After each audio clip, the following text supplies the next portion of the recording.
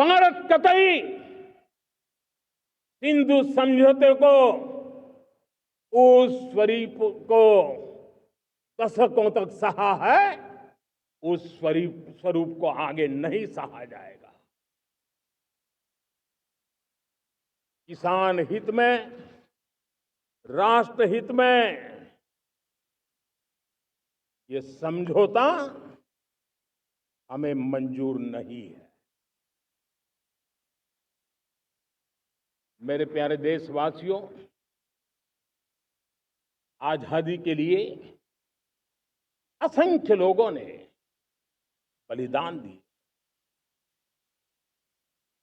अपनी जवानी खपा दी, जेलों में जिंदगी गुजारी है, फांसी के तख्त पर लटके हैं, कुछ लेने पाने बनने के लिए नहीं, मां भारती के स्वाभिमान के लिए, कोटि कोटि जनों की आजादी के लिए, गुलामी की जंजीरों को तोड़ने के लिए।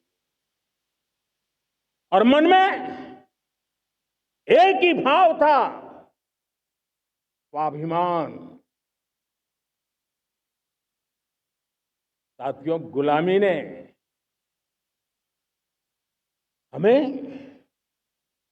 निर्धन बना दिया, गुलामी ने हमें निर्भर भी बना दिया, औरों पर हमारी निर्भरता बढ़ती गई। हम सब जानते हैं, आजादी के बाद कोटि कोटि जनों के पेट भरना बड़ी चुनौती थी, लेकिन यही मेरे देश के किसान हैं जिन्होंने खून पसीना एक करके देश के अन्न के भंडार भर दिए।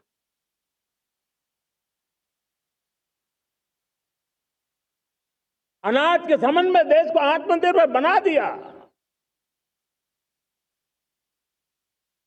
एक राष्ट्र के लिए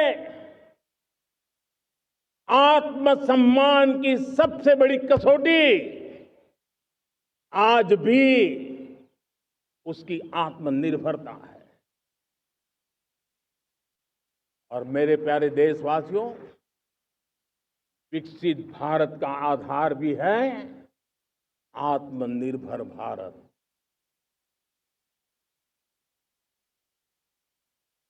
जो दूसरों पर ज्यादा निर्भर रहता है, उसकी आजादी पर उतना ही बड़ा प्रश्न चिन्ह लग जाता है।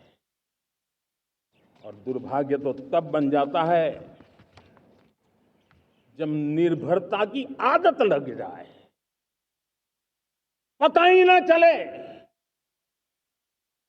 हम कब आत्मनिर्भरता छोड़ रहे हैं और कब किसी के निर्भर हो जाते हैं।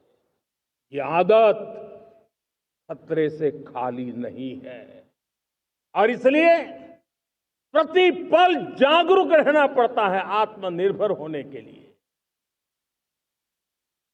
और मेरे प्यारे देशवासियों, आत्मनिर्भरता का नाता सिर्फ आयात और निर्यात, रुपये, पैसे, पाउंड, डॉलर यहां तक सीमित नहीं है।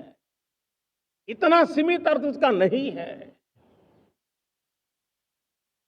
आत्मनिर्भरता का नाता हमारे सामर्थ्य से जुड़ा हुआ है। और जब आत्मनिर्भरता खत्म होने लगती है तो सामर्थ्य भी निरंतर क्षीण होता जाता है। और इसलिए हमारे सामर्थ्य को बचाए रखने, बनाए रखने और बढ़ाए रखने के लिए आत्मनिर्भर होना बहुत अनिवार्य है। साथियों, हमने ऑपरेशन सिंदूर में देखा है मेड इन इंडिया की कमाल क्या थी। दुश्मन को पता तक न चला कि कौन से शस्त्रास्त्र है, ये कौन सा सामर्थ्य है जो पलक भर में उनको नष्ट कर रहा है। सोचिए, अगर हम आत्मनिर्भर होते, न होते तो क्या ऑपरेशन सिंदूर इतनी त्वरित गति से हम कर पाते हैं? पता नहीं कौन सप्लाई देगा नहीं देगा, साजो सामान मिलेगा नहीं मिलेगा, इसी की चिंता बनी रहती। लेकिन हमें मेड इन इंडिया की शक्ति हमारे हाथ में थी, सेना के हाथ में थी।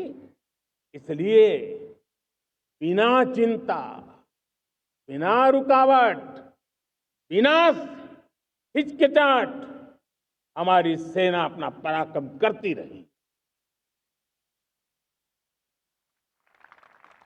और ये पिछले 10 साल से लगातार डिफेंस के क्षेत्र में आत्मनिर्भरता पर हम एक मिशन लेकर के चले हैं, उसके नतीजे आज नजर आ रहे हैं। साथियों, मैं एक और विषय पर आपका ध्यान आकर्षित करना चाहता हूं।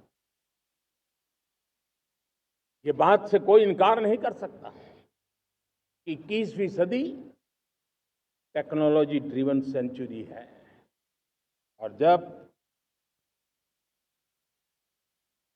टेक्नोलॉजी ड्रिवन है और इतिहास की तरफ नजर करें तो पता है, इतिहास गवाह है, जिन जिन देशों ने टेक्नोलॉजी में महारत हासिल की, वो देश विकास की ऊंचाइयों को पार कर गए, शिखर पर पहुंच गए। आर्थिक शक्ति नए पैमाने पर पहुंचती गई। हम जब टेक्नोलॉजी के अलग अलग आयामों की बात करते हैं तो मैं आपका ध्यान आकर्षित करता हूं सेमीकंडक्टर्स पे। उदाहरण के तौर पे बताता हूं, मैं यहां लाल किले से किसी सरकार की आलोचना करने के लिए खड़ा नहीं हुआ और नहीं मैं करना चाहता, लेकिन देश की युवा पीढ़ी को जानकारी होना भी उतना जरूरी है। हमारे देश में 50-60 साल पहले सेमीकंडक्टर को लेकर के फाइलें शुरू हुई। 50-60 साल पहले फैक्ट्री का विचार चालू हुआ। आप मेरे नौजवानों जानकर के हैरान हो जाएंगे, आज सेमीकंडक्टर जो पूरी दुनिया की एक ताकत बन गया है, 50-60 साल पहले वो विचार, वो फाइलें अटक गई, लटक गई, अटक गई। सेमीकंडक्टर के विचार की ही भ्रूण हत्या हो गई। 50-60 साल गवा दिए। हमारे बाद कई देश सेमीकंडक्टर में आज महारत हासिल करके दुनिया में अपनी ताकत को प्रस्थापित कर रहे हैं। साथियों, आज हमने उस बोझ से मुक्त होकर के मिशन मोड में सेमीकंडक्टर के काम को आगे बढ़ाया है। 6 अलग अलग सेमीकंडक्टर के यूनिट्स जमीन पर उतर रहे हैं। 4 नए यूनिट्स को हमने ऑलरेडी हरी झंडी दिखा दी है, ग्रीन सिग्नल दे दिया है। और देशवासियों और मेरे खास करके नौजवानों और विश्व भर में भारत की टेक्नोलॉजी की ताकत को समझने वाले लोगों को भी कहना चाहूंगा, इसी वर्ष के अंत तक मेड इन इंडिया भारत की बनी हुई, भारत में बनी हुई, भारत के लोगों द्वारा बनी हुई मेड इन इंडिया चिप्स बाजार में आ जाएगी।